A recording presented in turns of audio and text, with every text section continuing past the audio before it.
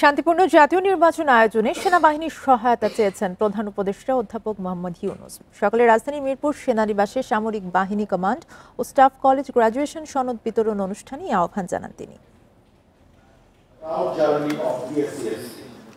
আগামী ফেব্রুয়ারির প্রথমার্ধে অনুষ্ঠিত হবে ত্রয়োদশ জাতীয় সংসদ নির্বাচন। দীর্ঘদিনের কাঙ্ক্ষিত এই ভোট শান্তিপূর্ণ ও আনন্দমুখর করে তুলতে সেনাবাহিনীর সহায়তা চেয়েছেন প্রধান উপদেষ্টা অধ্যাপক মোহাম্মদ ইউনূস। মিরপুর সেনানিবাসে সামরিক বাহিনী কমান্ড ও স্টাফ কলেজ গ্র্যাজুয়েশন সনদ বিতরণ অনুষ্ঠানে প্রধান অতিথির বক্তব্যে তিনি এ আহ্বান জানান। Continue to bring law and order with the support. দেশবাসীর দীর্ঘদিনের কাঙ্ক্ষিত এই নির্বাচনকে সত্যিকার অর্থে একটি শান্তিপূর্ণ উৎসব এবং আনন্দমুখর পরিবেশে অনুষ্ঠিত করতে আমাদের সেনাবাহিনীর সহায়তা আশা করছি। To undertake a big agenda.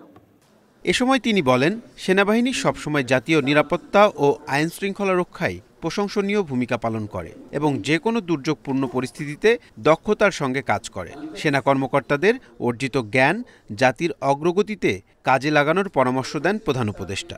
এ সময় শীর্ষস্থানীয় সামরিক প্রতিষ্ঠান ডিএসসিএসসির প্রশংসা করেন তিনি। জুলাই গণঅভ্যুত্থানে সেনাবাহিনীর ভূমিকারও প্রশংসা করেন প্রধান উপদেষ্টা। In a situation of uprising. সেনাবাহিনী জুলাই অভ্যুত্থানে সঠিক সিদ্ধান্ত নিয়েছিল এবং এ কারণে আমি তাদের ভূমিকার ভূয়সী প্রশংসা করি। কোর্স সম্পন্নকারী অফিসাররা তাদের অর্জিত জ্ঞান ব্যক্তি ও পেশাগত জীবনে কাজে লাগিয়ে দেশের যে কোনো সংকটময় মুহূর্তে গুরুত্বপূর্ণ ভূমিকা রাখতে সক্ষম হবে। Those who are actually on the job. এবারের গ্র্যাজুয়েশন কোর্সে অংশ নেন বাংলাদেশ, চীন, ভারত, তুরস্ক ও পাকিস্তান সহ ২৪টি দেশের ৩১১ জন তরুণ সামরিক কর্মকর্তা। অনুষ্ঠানে তাদের হাতে সনদ তুলে দেন প্রধান উপদেষ্টা।